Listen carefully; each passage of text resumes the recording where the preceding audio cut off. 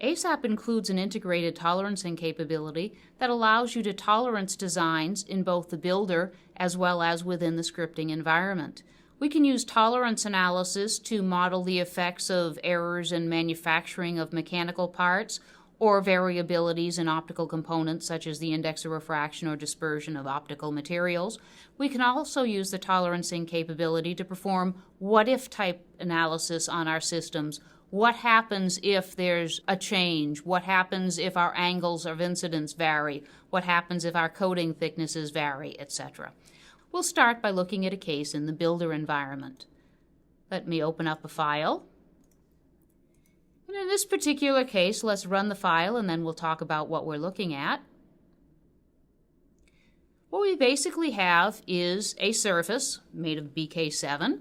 And on that surface is a quarter wavelength of magnesium fluoride, a quarter wavelength defined at my system wavelength of 550 nanometers. Currently, the light is incident upon that surface at an angle of about 45 degrees, defined by this command here. And obviously, how much energy passes through that surface is a function of, among other things, the angle of incidence, the coating thickness, etc. If we look a little further down in our script, what I'm doing is looking at the two surfaces defined on either side of our interface. These are my two detectors. This is what I'm calling detector 1, and this is detector 2. And I'm using these surfaces to determine what the efficiency of this particular interface is.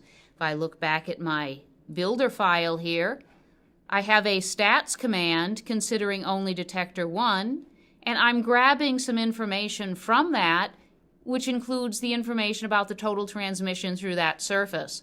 I can also get that same information about the reflected energy that's seen on detector number 2.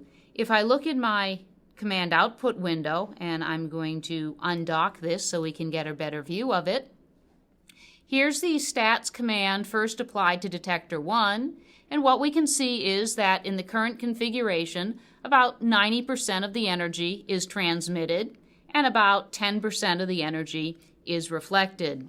What we're going to look at in this analysis to show you how the tolerancing works is to see how that transmission is affected as you change the angle of incidence. Now, I'm going to make a couple of modifications to my file first. I don't want to spend time constantly redrawing the window every time we change the angle of incidence, although in all honesty there are times when that would be useful. So right now I'm just going to use the option within the builder and simply comment out these lines. And now I'm going to add another trace command, this time without the plot option. So we'll define the system, we'll do the ray trace, and then we'll perform the analysis. And what I need to do to perform the tolerance analysis is first tell ASAP what parameters to perturb, and the other is to tell ASAP what my particular merit function is. And in this case, what I'm interested in is simply what's the transmission through the surface, and what I'm going to vary is the angle of incidence of the light on the surface. And here's how I do that. I'm going to simply vary the x term in the direction cosine definition. The y term will automatically be calculated so that the square root of the sum of the squares is equal to 1. But after selecting this cell in my spreadsheet, I simply use my right mouse button and I get the option to select a tolerance range. And what I'm going to allow is, let's assume we'll take a uniform distribution, and obviously the value of the direction cosine can't exceed 1, so it can't increase by more than, say, 0.29, approximately.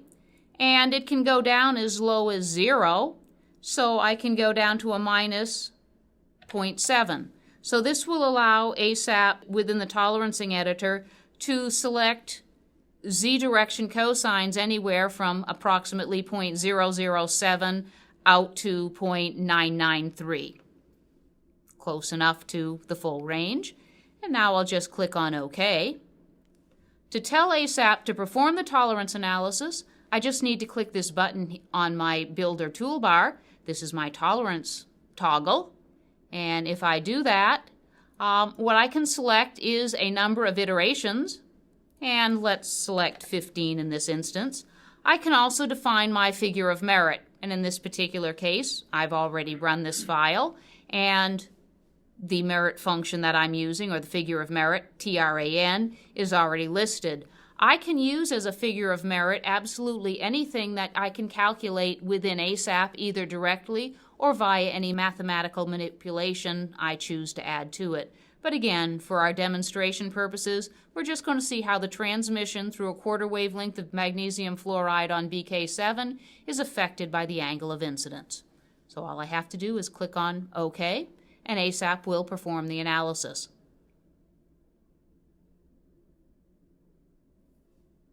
And now we see the results of the calculation. And as you can see, our transmission varied from about 33% up to about 93%, again, depending upon our angle of incidence.